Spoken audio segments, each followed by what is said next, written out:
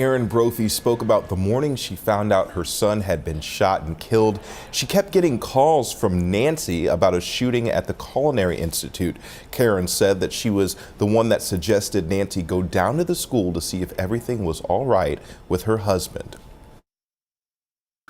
You know, after she said that, I don't remember if there was any more conversation. I was absolutely devastated. Karen Brophy is speaking about the day she found out her son Daniel had been shot and killed at the Oregon Culinary Institute, where he worked as an instructor. His wife Nancy is on trial for his murder. Karen told jurors about getting phone calls from her daughter-in-law. I said, "Oh, Nancy," and I was crying, and she did cry.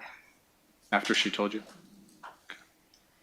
Karen Brophy then spoke about not being able to go down to the crime scene with her husband. Do you recall any conversation that you had with Jack Brophy as to why he would go as opposed to you or both of you?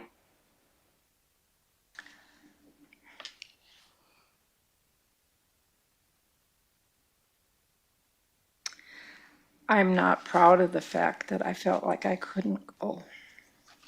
Karen Brophy also told jurors that Nancy did not want to go to the crime scene at first. I said to her, "Well, are you going to go down there?"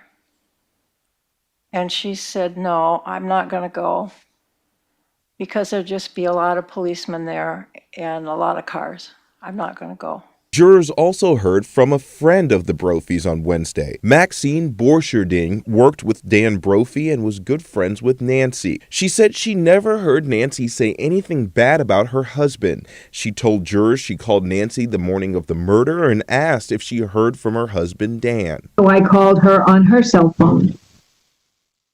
And I explained what had happened and asked her if she'd heard anything. And she said, she kind of laughed and she says, "No, you know Dan. He would never call me. I'd have to wait until he came home to find out what happened."